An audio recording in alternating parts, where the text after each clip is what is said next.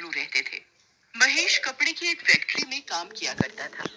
एक दिन फैक्ट्री में आग लगने के कारण फैक्ट्री के मालिक ने बहुत से लोगों को काम से निकाल दिया, जिसमें एक महेश भी था। वैसे ही महेश आर्थिक तंगी से गुजर रहा था और ऊपर से नौकरी चले जाने के कारण घर के हालात और खराब हो गए थे। एक दिन पूरा परिवार साथ बैठकर खाना खा रहा होता है। तब कमला महेश से बोलती है, घर का राशन खत्म होने वाला है, बस 3-4 दिन का ही राशन बचा हुआ है। क्या करूं कुछ समझ नहीं आ रहा। कहीं कोई नौकरी भी तो नहीं मिल रही। अभी तो घर का किराया भी देना है।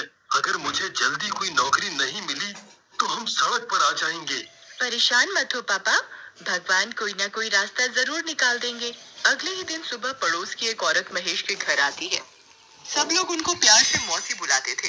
वो बहुत अच्छे पैसे वाले घर से थी और अक्सर लोगों की मदद किया करती थी। अरे कमला, मैंने सुना कि महेश की नौकरी चली गई और तुम्हारे घर के हालात भी कुछ ठीक नहीं चल रहे हैं। जी मौसी, बस मैं आपको क्या बताऊं कि इस वक्त हम लोग कितने बुरे हालातों से गुजर रहे हैं। परेशान मत हो कमला, सब ठीक हो जाएगा। एक काम करो, तुम लोग मेरे गांव चले जाओ। वहाँ हमारा एक मकान है जो सालों से बंद पड़ा है। तुम्हारे घर के हालात जब तक ठीक नहीं हो जाते, तुम लोग आराम से वहाँ रहो। बस उस घर में ऊपर की मंजिल पर एक बंद कमरा है, उसे मत खोलना। दरअसल उसमें हमारा कुछ जरूरी सामान है। और रही महेश की नौकरी की बात, तो उसके लिए भी परेशान होने की बिल्कुल जरूरत नहीं है। उस गांव में जो स्कूल है, मैं उसके प्रिंसिपल को बहुत अच्छे से जानती हूँ। मैं उनको बोलकर महेश को किसी न किसी काम के लिए वहाँ लगवा ही दूंगी और तुम लोग पिंकी और बबलू को भी उसी स्कूल में पढ़ा सकते हो। ये तो बहुत अच्छा रहेगा मौसी, आपका ये एहसान हम कभी नहीं भूलेंगे। कमला महेश के घर आते ही उसे सारी बात बताती है। महेश की खुशी का तो कोई ठिकाना ही नहीं रहता। ऐसा लग रहा था मानो जैसे जादू से पल भर में उनकी सारी मुश्किलें छूमंतर हो गई हों। पर वो इस बात से बिल्कुल अनजान थी कि उनकी मुश्किलें तो उनका कहीं और इंतजार कर रही हैं। कमला, तुम आज ही सारा जरूरी सामान बांध लो, हम कल सुबह ही निकल जाएंगे। अगले दिन सुबह पूरा परिवार गांव के लिए निकल जाता है। गांव पहुंचते पहुंचते उनको शाम हो जाती है। गांव पहुंचकर महेश बताए हुए एड्रेस को ढूंढने लगता है। तभी उसे एक आदमी मिलता है। भाई साहब, जरा ये पता तो बताना। दरअसल हम लोग इस गांव में नए हैं, तो हमें यहाँ का कुछ नहीं पता। तुम लोग यहाँ क्यों जा रहे हो? तुम लोगों को क्या पता नहीं है कि ये घर सालों से बंद पड़ा है और बंद घरों में अक्सर भूत अपना डेरा जमा लेते हैं। भूत भूत कुछ नहीं होता भाई। तुम तो बस मुझे ये पता बता दो कि कहाँ पड़ेगा। हम लोग बहुत दूर से आए हैं, बहुत थक गए हैं। ठीक है, मुझे क्या, जब तुमको ही अपनी और अपने परिवार की कोई फिक्र नहीं है तो ऐसा करो, तुम यहाँ से सीधे चले जाओ और वहां से बाएं तरफ मुड़ जाना।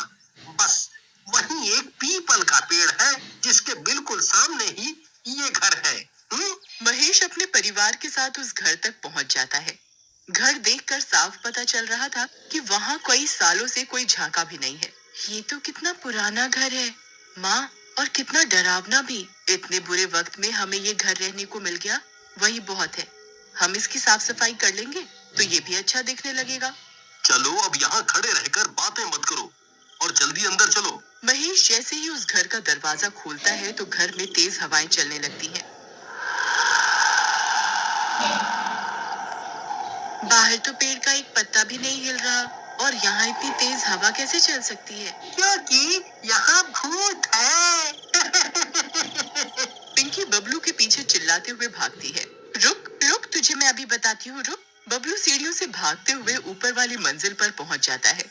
पिंकी भी बबलू को पकड़ने के लिए उसके पीछे पीछे भाग रही होती है। बबलू को अचानक किसी औरत के रोने की आवाज आती है।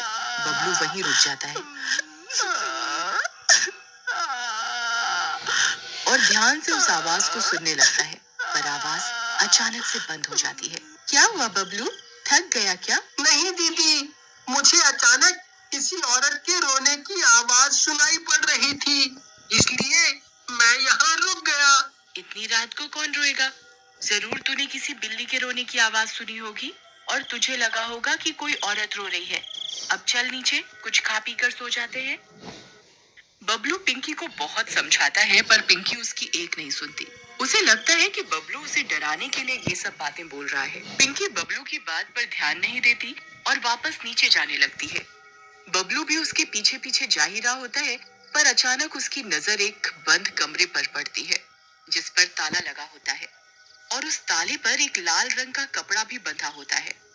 लगता है ये वही कमरा है जिसके बारे में मौसी जी माँ को बता रही थी।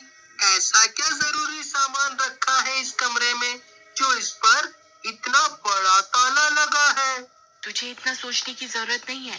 मौसी जी ने हमें मना किया है इस कमरे में जाने से, तो बस हमें इस बात का ध्यान रखना चाहिए। रात को खाना खाकर सब सोने चले जाते हैं। आधी रात को अजीब सी खटखट की आवाज से पिंकी की अचानक आंख खुल जाती है। बबलू जल्दी उठ, जरा देख कर तो आ कि ये आवाज कहाँ से आ रही है। मुझे सोने दो दीदी, मुझे बहुत तेज नींद आ रही है। आप खुद जाकर देख लो। पिंकी डरते हुए अपने बेड से खड़ी होती है और ध्यान से उस आवाज को सुनने की कोशिश करती है। आवाज बाथरूम से आ रही होती है।